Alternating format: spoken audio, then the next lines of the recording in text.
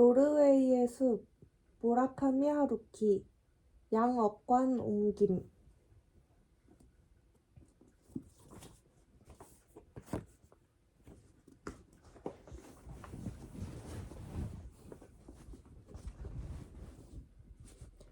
무라카미 하루키, 1949년 일본 교토시에서 태어나 효고현 아시아시에서 자랐다. 1968년 와세다 대학교 제1문학부에 입학했다. 재즈 카페를 운영하던 중 1978년 바람의 노래를 들어라로 제81회 군조 신인문학상을 수상하며 29세에 데뷔했다. 1982년 양을 쫓는 모험으로 제4회 로마 문예 신인상을, 1985년 세계의 끝과 하드보일드 원더랜드로 제21회 다니자키 주니치로 상을 수상했다. 미국 문학에서 영향을 받은 간결하고 세련된 문체와 현대인이 느끼는 고독과 허무의 감성은 당시 젊은이들로부터 큰 공감을 불러일으켜 작가의 이름을 문단과 대중에게 널리 알렸다. 1987년 발표한 노르웨이의 숲은 일본에서 폭발적인 반응을 얻은 후 일본을 넘어 세계적으로 무라카미 하루키의 붐을 일으켰다. 1995년 태엽 감는 새로 요미우리 문학상을 수상했다.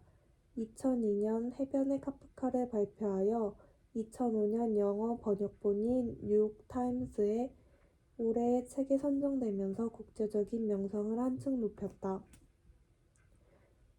2008년 프란츠 카프카상을 수상하고 2009년 세계적 권위를 자랑하는 예루살렘상을, 2011년에는 카탈로니아 국제상을 수상하여 문학적인 성과를 다시 한번 인정받았다. 양을 쫓는 모험, 세계의 끝과 하드보일드 원더랜드, 태엽 감는 새, 댄스 댄스 댄스, 언더그라운드, 스푸트니크의 연인, 신의 아이들은 모두 춤춘다, 어둠의 저편, 도쿄 기담집, 1984, 여자 없는 남자들, 색채가 없는 다자키 스쿠루와 그가 순례를 떠난 해, 기사단장 죽이기 등 수많은 장편소설, 단편소설, 에세이, 번역서를 발표했다. 현재 그의 작품은 45개 이상의 언어로 번역되어 전 세계 독자들로부터 사랑받고 있다.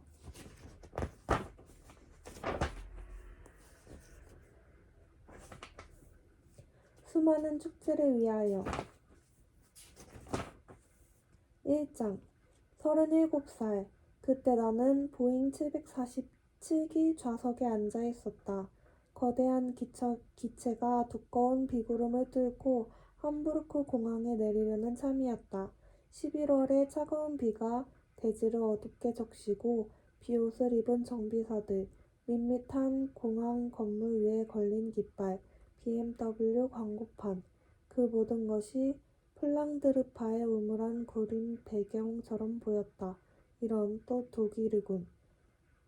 비행기가 멈춰서자 금연 사인이 꺼지고 천장 스피커에서 나지막이 음악이 흐르기 시작했다. 어느 오케스트라가 감미롭게 연주하는 비틀즈의 노르웨이의 숲이었다. 그리고 그 멜로디는 늘 그랬듯 나를 혼란에 빠뜨렸다. 아니, 그 어느 때보다 격렬하게 마구 뒤흔들어 놓았다. 머리가 터져버릴 것만 같아 몸을 웅크리고 두 손으로 얼굴을 감싼 채 잠시 그대로 있었다. 이윽고 독일인 스튜디어스가 다가와 몸이 안 좋냐고 영어로 물었다. 괜찮다고, 좀 어지러울 뿐이라고 나는 말했다. 정말 괜찮으세요? 아, 괜찮아요. 고마워요. 스튜어디스가 방긋 웃으며 자리를 뜨고 음악이 빌리 조엘의 곡으로 바뀌었다. 나는 고개를 들고 북해 상공을 덮은 검은 구름을 바라보며 지금까지 살아오는 과정에서 잃어버렸던 많은 것들에 대해 생각했다. 잃어버린 시간, 죽거나 떠나간 사람들, 다시는 돌아오지 않을 추억.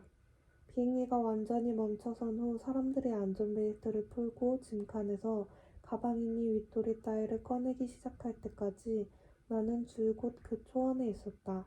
풀 냄새를 맡고 피부에 와닿는 바람을 느끼고 새소리를 들었다. 1969년 가을, 나는 곧 20살이 될 참이었다. 아까 그 스튜어디스가 내 곁으로 다가와 옆자리에 앉더니 이제 괜찮으냐고 물었다. 괜찮아요. 고마워요. 조금 슬퍼서 그랬을 뿐이에요. It's alright now. Thank you. I only felt lonely, you know. 그렇게 말하고 나는 미소 지었다. 네, 저도 가끔 그럴 때가 있거든요. 잘 알아요. Well, I feel same way. Same thing. Once in a while. I know what you mean. 그녀는 고개를 살짝 끄덕이며 자리에서 일어나더니 아주 멋진 미소를 내게 던져주었다. 즐거운 여행 되세요. 안녕. I hope you will have a nice trip. 안녕. 18해라는 세월이 지난 지금도 나는 그 초원의 풍경을 또렷이 떠올릴 수 있다. 며칠 계속된 부드러운 빗줄기로 여름 내내 덮었었던 먼지를 깔끔히 씻어내린 상능선은 깊고 선명한 파랑을 띠고 억새 꽃을 흔들며 불어가는 10월의 바람 속에서 길고 가느다란 구름이 파란 하늘에 차갑게 달라붙어 있었다. 가만히 쳐다보노라면 눈이 아릴 만큼 높은 하늘이었다. 바람은 초원을 가로질러 그녀의 머리카락을 살짝 흔들고 숲으로 달려갔다. 오둠지의 잎이 사락사락 소리를 내며 흔들리고 멀리서 개 짖는 소리가 들렸다. 마치 다른 세계의 입구에서 들려오는 것처럼 작고 쉰 듯한 소리였다. 그것 말고는 아무 소리도 없었다. 어떤 다른 소리도 우리 귀에 닿지 않았다. 아무도 우리 곁을 지나가지 않았다. 새빨간 새 2마리가 초원에서 무엇에 놀라기라도 한 듯 황망히 날아올라 숲 쪽으로 날아갔을 뿐이었다. 걸으면서 나오코는 나에게 우물 이야기를 들려주었다. 기억이란 참 이상하다. 실제로 그 속에 있을 때 나는 풍경에 아무 관심도 없었다. 딱히 인상적인 풍경이라 생각하지도 않았고 18해나 지난 뒤에 풍경의 세세한 부분까지 기억할 것이라고는 상상도 못했다. 솔직히 말해 그때 내게는 풍경 따위 아무래도 좋았던 것이다. 나는 나 자신에 대해 생각하고 그때 내 곁에서 걷던 아름다운 여자에 대해 생각하고 나와 그녀에 대해 생각하고 그리고 다시 나 자신에 대해 생각했다. 뭘 보고 뭘 느끼고 뭘 생각해도 결국 모든 것이 부메랑처럼 나 자신에게로 돌아오고 마는 나이였다. 게다가 나는 사랑에 빠졌고 그 사랑은 나를 몹시 혼란스러운 장소로 이끌어갔다. 주변 풍경에 관심을 기울일 마음의 여유 같은 건 아예 없었다. 그렇지만 지금 내 머릿속에 우선 떠오르는 것은 그 초원의 풍경이다. 풀냄새, 살짝 차가운 기운을 띤 바람, 산 능선, 개 짖는 소리, 그런 것들이 먼저 떠오른다. 아주 또렷이. 너무도 선명해서 손을 뻗으며 하나하나를 손가락으로 더듬을 수 있을 것 같을 정도다. 그러나 그 풍경 속에 사람 모습은 없다. 아무도 없다. 나오코도 없고 나도 없다. 우리는 대체 어디로 사라져버린 걸까? 나는 생각해본다. 어떻게 이런 일이 있을 수 있느냐고. 그렇게나 소중해 보인 것들이 그녀와 그때의 나, 나의 세계는 어디로 가버린 걸까? 그래, 나는 지금 나오코의 얼굴조차 곧바로 떠올릴 수 없다. 남은 것은 오로지 아무도 없는 풍경뿐이다. 물론 오래오래 생각하며 얼굴을 떠올릴 수 있다. 작고 차가운 손, 사르르 미끄러져 내리는 아름답고 긴 머리카락, 부드럽고 둥그런 귓볼과 그 바로 아래 자그만 검은 점, 겨울이면 즐겨 입는 우아한 캐멀색 코트, 언제나 상대의 눈을 지그시 바라보며 묻는 버릇, 때로 떨리듯 울리는 목소리, 곧 세찬 바람이 몰아치는 언덕 위에서 말을 하는 듯한 느낌이었다. 이미지들을 하나하나 모으다 보면 자연스럽게 그녀의 얼굴이 불쑥 떠오른다. 먼저 옆모습이 떠오른다. 아마도 나오코와 늘 나란히 걸었기 때문일 것이다. 그래서 내가 맨 처음 떠올리는 것은 옆에서 본 얼굴이다. 그런 다음 그녀는 내 쪽으로 몸을 돌려서 방긋 웃고는 살짝 고개를 기울인 채 말을 하며 내 눈을 지그시 들여다본다. 마치 맑은 시냇물 바닥을 재빠르게 가로지르는 작은 물고기의 그림자를 쫓듯이. 그렇지만 나오코의 얼굴이 내 머릿속에서 떠오르기까지는 약간 시간이 걸린다. 세월이 흐를수록 그 시간은 점점 길어진다. 슬픈 일이긴 하지만 사실이다. 처음에는 5초면 충분했지만 그것이 10초가 되고 30초가 되고 1분이 되었다. 마치 저녁 나절의 그림자처럼 점점 길어진다. 그러다 이윽고 저녁 어스름 속으로 빨려 들어가고 말 것이다. 그렇다. 내 기억은 나오코가 선 그 자리에서 확실히 멀어져 가고 있다. 마치 내가 예전에 선 그 자리에서 확실히 멀어져 가듯이. 그리고 그 풍경만이 10월의 초월만이 마치 영화에 나오는 상징적 장면처럼 거듭해서 뇌리에 떠오른다. 그리고 그 풍경이 끊임없이 내 머릿속 어느 부분을 집요하게 걷어찬다. 어이, 일어나. 나 아직 여기 있다니까. 일어나. 일어나서 알아내라고. 내가 왜 아직도 여기 있는지 그 이유를. 아픔은 없다. 하나도 아프지 않다. 발기질을 당할 때마다 울적한 울림이 일어날 따름이다. 그 울림마저 언젠가는 사라질 것이다. 다른 모든 것이 끝내 사라져버리듯이. 그러나 함부르크 공항의 루프트 한자 비행기 속에서 그들은 평소보다 더 세차고 길게 내 머리를 걷어찼다. 일어나, 알아내, 하면서. 그래서 나는 지금 이 글을 쓴다. 나는 무슨 일이건 문장으로 만들어 보지 않으면 사물을 잘 이해하지 못하는 타입이니까. 그녀가 그때 무슨 말을 했더라? 그래, 그녀는 내게 들판의 우물에 대해 이야기했다. 그런 우물이 실제로 존재하는지 않는지 나는 모른다. 어쩌면 그것은 그녀 안에만 존재하는 이미지나 기호였을지도 모른다. 저 어두운 나날들 가운데에서 그녀가 머릿속에 자아낸 다른 수많은 산물들처럼.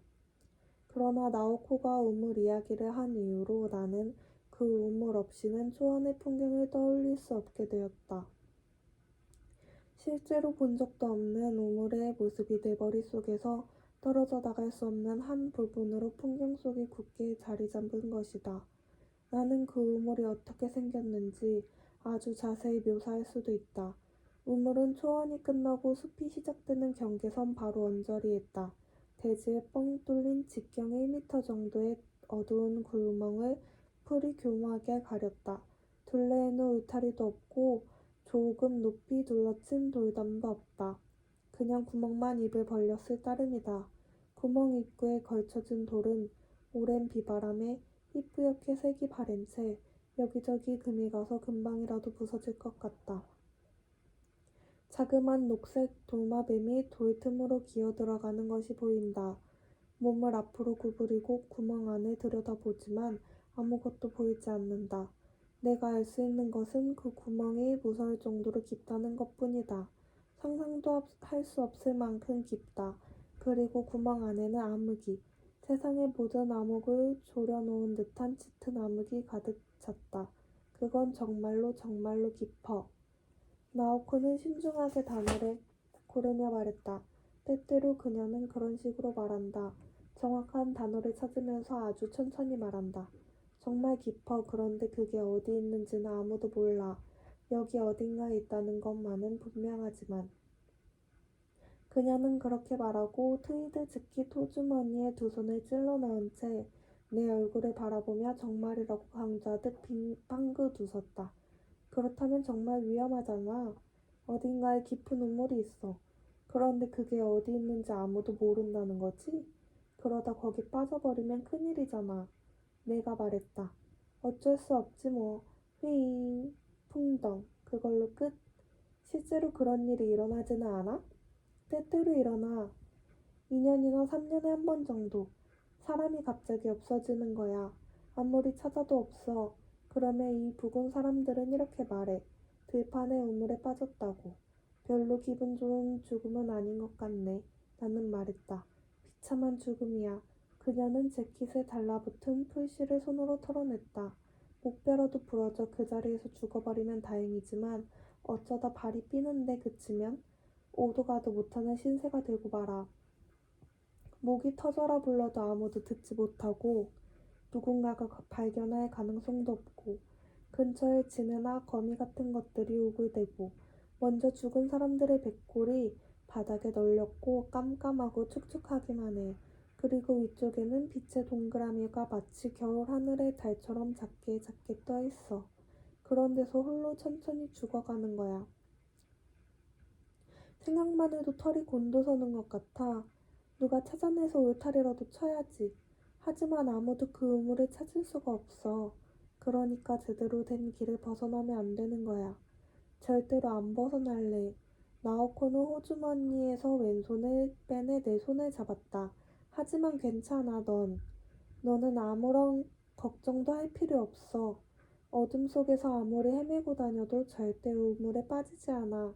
그리고 이렇게 너랑 같이 있는 한 나도 우물에 빠지지 않아. 절대로? 절대로. 그걸 어떻게 알아? 난 알아. 그냥 알아. 나오코는 내 손을 꼭 잡은 채 말했다. 그러고는 잠시 입을 다물고 걷기만 했다. 난 그런 건 굉장히 잘 알아. 무슨 논리 같은 게 아니라 그냥 알게 돼. 지금처럼 너랑 이렇게 손을 꼭 잡으면 하나도 안 무서워. 어떤 어둡고 나쁜 것도 날 끌어들이려 하지 않아. 그러면 간단한 얘기네. 계속 이렇게 손을 잡고 있으면 되잖아. 그거 진심으로 하는 말이야? 당연히 진심이지. 나오코는 멈춰섰다. 나도 멈춰섰다. 그녀는 두 손을 내 어깨에 올리고 가만히 내 눈을 들여다보았다. 그녀의 눈동자 깊은 데에서 검고 무거운 액체가 이상한 도형을 그리며 소용돌이쳤다. 그렇게 아름다운 눈동자 한 쌍이 한참이나 내 안을 들여다보았다. 그 다음 그녀는 까치발을 하고서 내 볼에 살짝 볼을 댔다. 순간 심장이 멈춰버릴 것만 같은 따스하고 매혹적인 몸짓이었다. 고마워. 나오코가 말했다. 별 말씀을. 네가 그런 말을 해줘서 정말 기뻐 정말. 그녀는 슬픈 미소를 머금고 말했다. 하지만 그렇게는 안 돼. 왜? 그래서는 안 되는 거니까. 그건 너무 심한 일이니까. 그건 무슨 말을 하려다 말고 나오코는 입을 꾹 다물더니 그대로 걸어갔다. 온갖 생각들이 그녀의 머릿속을 휘감고 돈다는 것을 알고 나 또한 더는 말을 걸지 않고 그 곁을 묵묵히 걸었다. 그건 올바르지 못한 일이야. 너에게나 나에게. 한참이나 지난 후에 그녀는 덧붙였다. 어떻게 올바르지 못한 건데? 나는 조용한 목소리로 물었다. 그러니까 누군가가 누군가를 영원히 지켜준다는 건 불가능한 일이잖아. 그렇지? 만약에 말이야. 내가 너하고 결혼했다고 해봐. 넌 회사에 갈 거잖아? 그럼 그동안은 누가 나를 지켜줘? 네가 출장이라도 가버리면 도대체 누가 나를 지켜주겠어? 내가 죽을 때까지 너에게 달라붙어 따라다녀야 해? 그건 너무 불공평하잖아. 그런 걸 인간관계라고 할 수 있을까? 그러다 언젠가는 나한테 넌더리가 나고 말 거야. 내 인생은 대체 뭐지? 이 여자를 돌보기 위해 태어난 거냐면서. 난 그런 건 싫어. 그런 걸로는 내가 끌어안은 문제를 해결할 수 없어. 이런 상태가 평생 계속되는 건 아니야. 나는 그녀의 등에 손을 올리고 말했다. 언젠가는 끝나게 되어 있어. 그게 끝나면 같이 다시 한번 생각해 보면 돼. 앞으로 어쩌면 좋을지. 그때가 되면 혹시 네가 나를 도와줄지도 몰라. 우린 수지 타산을 해가며 살아가는 게 아니야. 만일 네가 지금 나를 필요로 한다면 그냥 편하게 사용하면 되는 거야. 그렇잖아? 왜 그렇게 모든 걸 어렵게 생각해? 있지. 어깨에서 힘을 좀 빼봐. 너무 어렵게 생각하고 긴장하니까 모든 걸 그렇게 보는 거야. 어깨에서 짐을 내리고 모든 걸 가볍게 생각해봐. 어떻게 그런 말을 할 수 있어? 나오코는 무서워리만치 메마른 목소리로 말했다. 그 목소리에 내가 무슨 잘못된 말을 한 것 같다는 생각이 들었다. 왜지? 나오코는 발 아래 땅바닥을 가만히 내려다보며 말했다. 어깨에서 힘을 빼면 몸이 가벼워진다는 것 정도는 나도 알아. 그런 말 들어본들 아무 소용없어. 무슨 소린지 알겠어? 만일 내가 지금 어깨에서 힘을 빼면 나는 산산조각이 나고 말아. 난 옛날부터 이런 식으로 살아왔고 지금도 이런 식으로밖에 살아갈 수 없는 거야. 한번 힘을 빼고 나면 절대 원래대로 돌아가지 못해. 그걸 왜 몰라? 그것도 모르면서 어떻게 나를 보살펴 주겠다고 말할 수 있는 거야? 나는 입을 다물었다. 나는 네가 상상하는 것 이상으로 아주 심각한 혼란에 빠졌어. 어둡고 차갑고 너무 혼란스러워. 저기, 그때 왜 나랑 잤던 거야? 나를 왜 가만 내버려 두지 않은 거야? 우리는 적막에 감싸진 소나무 숲길을 걸었다. 길 위에는 여름의 끝자락에 죽어 바싹 말라버린 매미의 시체가 흩어져서 그것들이 신발 아래에서 바삭바삭 소리를 냈다. 나오코와 나는 마치 뭔가를 찾아 헤매듯 땅바닥을 내려다보며 천천히 소나무 숲속을 난 길을 걸었다. 미안해. 나오코는 말하면서 내 팔을 부드럽게 잡았다. 그리고 몇 번 고개를 저었다. 너를 아프게 하려던 건 아니었어. 내 마음에 두지 마. 정말 미안. 난 그냥 나 자신한테 화가 났을 뿐이야. 지금 난 아마도 널 진실로 이해하지는 못하겠지. 난 머리 좋은 인간이 아니라서 뭔가를 이해하려면 시간이 좀 걸려. 그렇지만 시간이 지나면 너를 이해할 수 있을 거야. 아마 이 세상에서 널 제일 잘 이해하는 사람이 될 수 있을 거야. 우리는 그 자리에 멈춰서서 고역 속에 귀를 기울였다. 나는 발 아래 매미 시체며 솔방울을 발끝으로 굴리기도 하고 소나무 가지 사이로 하늘을 올려다보기도 했다. 나오코는 재킷 호주머니에 손을 찔러 넣은 채 멍한 눈길로 그저 생각에 잠겼다. 저기 와타나베 나 좋아해? 물론이지. 그럼 내 부탁 두 가지만 들어줄래? 세 가지 들어줄게. 나오코는 웃으며 고개를 저었다. 두 가지면 돼. 두 가지로 충분해. 하나는 이렇게 나를 만나러 와준 것에 대해 내가 정말 고맙게 생각한다는 사실을 알아줬으면 하는 거. 굉장히 기쁘고 정말로 구원받은 기분이야. 혹시 그렇게 보이지 않는다 해도 정말 그래. 또 보러 올게. 다른 하나는 나를 기억해줬으면 좋겠어. 내가 존재하고 이렇게 내 곁에 있었다는 걸 언제까지나 기억해줄래? 물론 언제까지나 기억할 거야. 그녀는 말없이 그대로 걸어가기 시작했다. 가을 햇살이 우듬지 사이를 뚫고 그녀의 어깨 위에서 반짝반짝 춤을 추었다. 다시 개 짖는 소리가 들렸는데 그 소리는 아까보다 우리 쪽으로 더 가까워진 것 같았다. 나오코는 낮게 솟아오른 언덕 같은 곳에 올라 소나무 숲을 벗어나서는 완만한 언덕길을 젠 걸음으로 내려갔다. 나는 두세 걸음 뒤에서 그녀를 따랐다. 나랑 같이 가. 거기 어딘가 우물이 있을지도 모르니까. 나는 그녀의 등에 대고 말했다. 나오코는 멈춰서서 방긋 웃더니 내 팔을 가볍게 잡았다. 그리고 우리는 남은 길을 나란히 걸었다. 정말로 언제까지나 나를 잊지 않을 거야? 그녀는 속삭이는 듯한 목소리로 물었다. 언제까지나 기억할 거야. 나는 말했다. 내가 어떻게 너를 잊을 수 있겠니?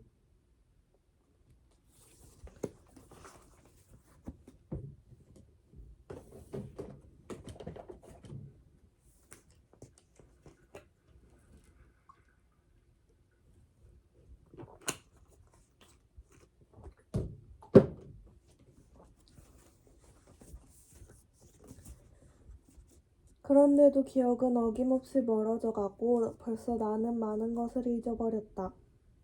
이렇게 기억을 더듬으며 문장을 쓰다 보면 때때로 격한 불안에 빠지고 만다. 불현듯 혹시 내가 가장 중요한 기억의 한 부분을 잊어버린 것은 아닌가 하는 생각이 들기도 한다.